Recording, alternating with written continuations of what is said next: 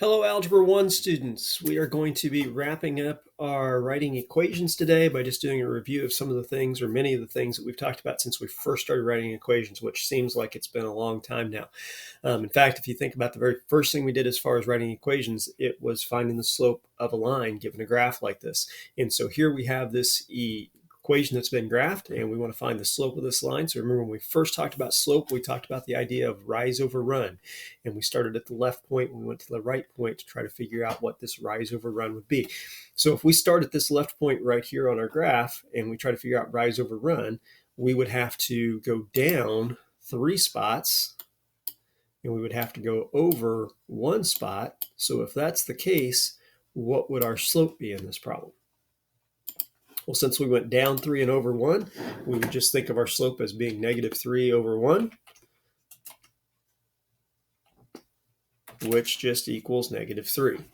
And it's not letting me type the whole thing in, but -3 would be our slope there, or -3 over 1. Either one of those would work. Once we had spent some time finding the slope from a graph like this, then we started looking at finding the slope when we didn't have a graph, when we just had points. And so this is where we started thinking, well, to find that rise, we subtract the y's, and to find the run, we subtract the x's. So looking at these ordered pairs here, remember the y's are the second numbers. So our y's would be 1 and -6. We want to subtract those to figure out what the rise would be. So when you subtract 1 minus -6, what do you get? Okay, when you take 1 minus -6, you get a +7.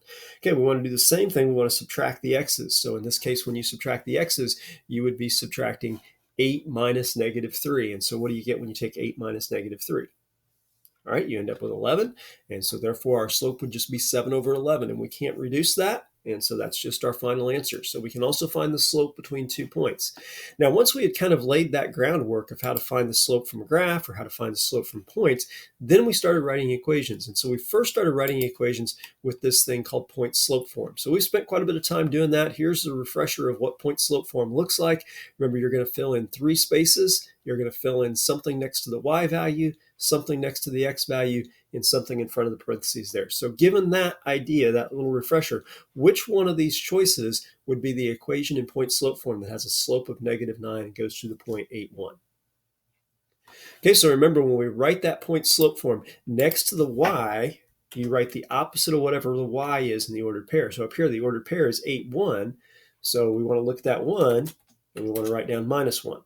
Okay, then remember, we put our equal sign and then whatever the slope would be. So in this problem, it tells us the slope is -9, so we write down the -9. We put a parenthesis, we write down an x, and then again, we go back to that ordered pair.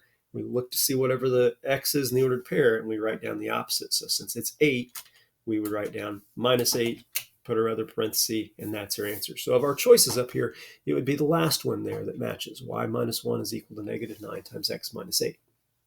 Now, the point of doing that is once we have it in point-slope form, then we can fairly easily rearrange it into slope-intercept form. So the next group of problems that we did, that's what we did. We wrote the equation in point-slope form first, and then we rearranged it into slope-intercept form. So go ahead and rewrite or write the equation that goes through -2, 1 and has a slope of 6. Write that in point-slope form. Which would it be?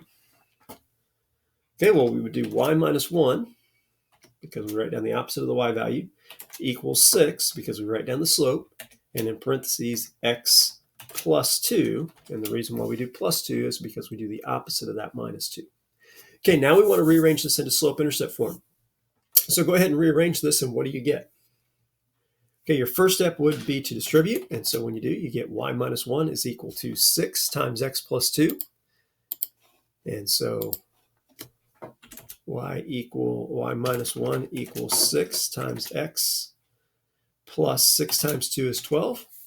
Okay, now we want to move that -1 over. And so as we move that -1 over, we end up with the answer y equals 6x. Since it was -1, when we move it, it becomes +1, and we get 6x plus 13. So now we have this equation in slope-intercept form, which is the form that we can use to graph equations in. Okay, once we had done some problems like that, where we had a point and a slope, then we looked at problems where we just had 2 points to start with. And so it's kind of a reminder here, the first question is asking you what the slope is. Well, we've already done that in this review video, so go ahead and figure out what the slope would be between these 2 points. Okay, so when you subtract the y's, you would take 2 minus 0, which is 2. When you subtract the x's, you take 4 minus 8, that's negative 4. And so we could think of it as 2 over negative 4, but we probably want to go ahead and rewrite that and just make it negative 1 over 2 instead. 2 over negative 4 is the same as negative 1 over 2. Okay, now we want to write the equation in point-slope form. So it doesn't matter which point you pick. You can pick either one. I'm going to pick the first one, though. So if I picked the first point, the one that's 4, 2, what number would I write next to the y? Okay, I should write minus 2. Okay, what number should I write in front of the parentheses? Okay, that's why we found the slope here in part A, because that's the number we want to write in front of the parentheses, so negative 1/2.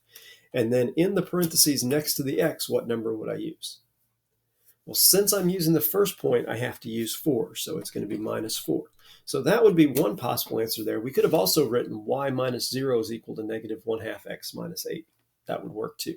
Okay, now we just want to distribute and move things around to get it in slope-intercept form. So when we take this and distribute and move it around, what's your answer going to be?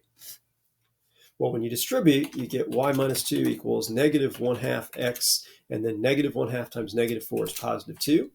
And so then when we move the minus 2 over, it becomes a plus 2, and we end up with y equals negative 1/2 x. Well, let me start over again with that. Well, I didn't mean to start completely over, but it would end up being y equals negative 1/2 x plus 4 once we moved everything around. And then to kind of wrap things up, the last few days we've been talking about parallel and perpendicular lines. And so let's just do kind of a quick review of that. Remember, if we want parallel lines, we're going to use the same slope. And if we want perpendicular lines, we are going to use the opposite slope. So in this question, it's asking us for the parallel line slope and the perpendicular line slope. So again, remember, parallel lines have the same slope. Perpendicular lines, we have to do two things. We have to change the sign and we have to flip it over. So for our first problem here, it's asking about a parallel to y equals 4/3 x plus 2. So what slope would we use if we wanted parallel to y equals 4/3 x plus 2? Okay, we want the same slope. So since the slope is the number in front of the x, we would just still use 4/3. What would we use if we wanted perpendicular? Okay, remember two things. Change the sign. So first of all, we're going to make it negative. And then flip it over. So instead of being 4/3, we're going to flip it over and make it 3/4. And so that would be our equation in perpendicular. And remember, on your review, if you see where it says written example, or if you see where it says a video, you can click on that, and that'll give you a kind of a reminder of what you're doing as well. And then we finally wrapped that up by writing the actual equations. And so as we write the equation of that line, remember, we start by figuring out what the slope is. So in this particular case, it says, what's the slope of a line that's perpendicular to y equals 2x minus 5? So what slope would we use for perpendicular? Okay, remember two things. Flip it over and change the sign. So the first thing we want to do is change the sign. So since it's positive 2 to start with, we make it negative. And since it's 2/1, we make it 1/2. So that's going to be our slope. Now we write the equation in point-slope form. So if I'm going to use this 0.66, what number am I going to write next to the y? Minus 6. Okay, what number am I going to use for the slope? Negative 1/2. And next to the x, what number would I write down? Well, minus 6 again, because both of those points were 6 in our ordered pair. Now, when you rearrange that, what do you get for your final answer? So our final answer, we would distribute. And so when we distribute, we get negative 1/2 x plus 3. And then once we move things around, we end up with y is equal to negative 1/2 x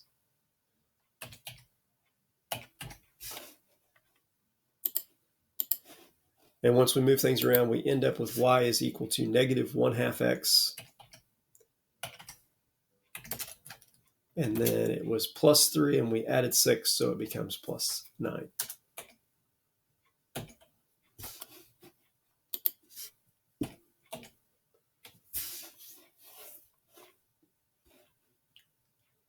All right, so if you have any questions, make sure you email me or you get in touch with me through Canvas Messenger. But that's what you're going to be doing today, is just a review of all the different things we've done with writing equations of lines. So finding slope, putting it in point-slope form, rearranging it to slope-intercept form, writing equations of parallel and perpendicular lines. So again, if you have any questions as you work through this, look for the hints, look for the written examples, look for the videos.